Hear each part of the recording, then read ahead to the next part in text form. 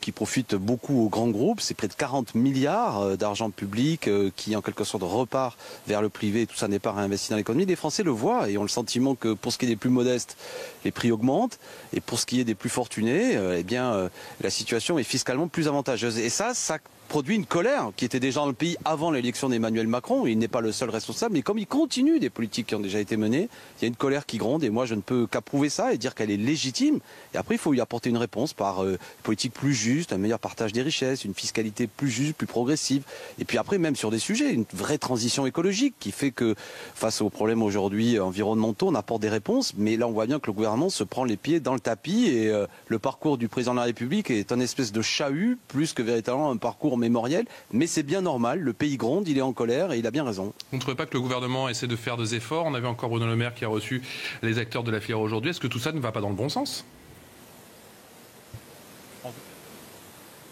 Non mais il ne fait pas d'effort le gouvernement, je vous l'ai dit. Le gouvernement, il a la théorie du ruissellement. Vous savez, Emmanuel Macron est là depuis 1 an et demi. Il considère que, notamment, je vais répéter l'argument, en rendant aux plus fortunés cette suppression de l'ISF, en prenant des mesures fiscales pour les plus favorisés, ça va repartir en l'économie. Mais c'est pas ça qui se passe.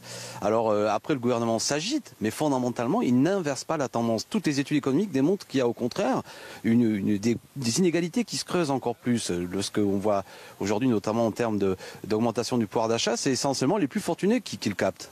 La position de la France Insoumise sur ce 17 novembre, la position de FI sur ce 17 novembre, on a l'impression que c'est un petit peu en ordre dispersé. Vous ferez partie des manifestants le 17 novembre?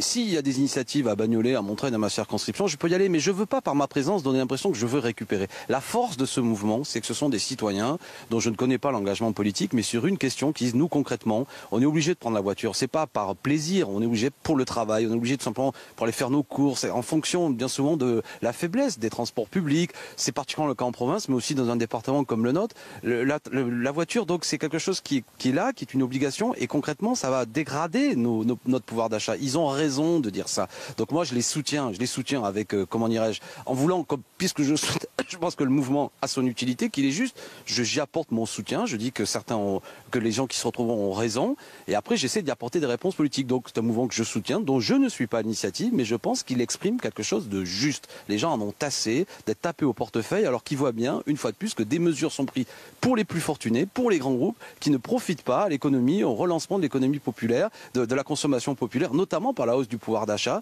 Et ça, c'est une situation où, dans un département comme le mien, écoutez, chacun le vit. Et je pourrais aussi, après, développer sur la dégradation des services publics. On est ici à Bagnolet, on a fermé le centre des impôts il y a peu de temps.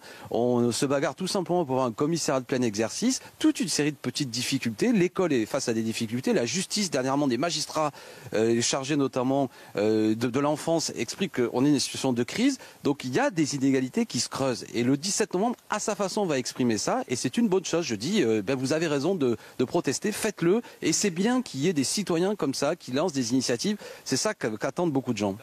Dernière question, Alexis Corbière, ce n'est pas aux citoyens que je m'adresse, mais plutôt aux professeurs d'histoire. Quel est votre sentiment sur les propos d'Emmanuel Macron sur le maréchal Pétain et sur cet hommage qui n'aura finalement pas lieu? Est-ce qu'il y a eu rétro-pédalage de l'Élysée?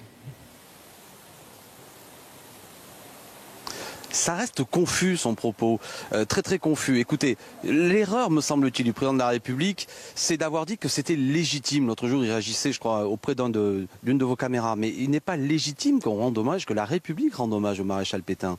Ça, c'est pas du tout légitime, car le maréchal Pétain est l'homme aussi du Vichy. C'est lui qui va mettre à bas la République pendant 4 ans, celui qui va propulser une législation antisémite. Et qu'il est hors de question qu'il y ait un hommage qui soit rendu à cet homme de la République. Et pourtant, c'est ce qui était prévu initialement. Alors on a vu, il y a eu des zigzags, et ça c'est totalement inacceptable. Et c'est en voulant légitimer ça que le président de la République nous apparaît dans un moment où sa parole doit être symbolique. C'est pas un historien, le président de la République, il n'est pas là pour écrire des ouvrages qui montrent le parcours et ce qu'a pu apporter le maréchal Pétain comme militaire durant la Première Guerre mondiale. Il est là pour avoir une parole forte. Et la parole forte, moi je le dis aussi comme enseignant, c'est pas d'expliquer qu'il est légitime que la République rende un hommage au maréchal Pétain. Nous n'avons pas à rendre hommage à cet homme qui a été l'adversaire de la République. Ça, c'est quelque chose de fort. Et là, par rapport à ça, une fois de plus, en voulant un petit peu répondre à tout, en manquant de dignité, je trouve, par rapport à ce que devait être sa fonction, il s'est pris des pieds dans le tapis, si je puis me permettre l'expression. Donc c'est pas un parcours mémoriel, c'est une errance mémorielle.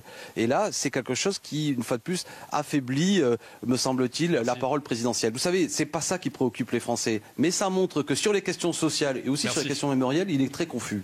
Merci beaucoup Alexis Corbière, député de la France Insoumise de Seine-Saint-Denis. Merci.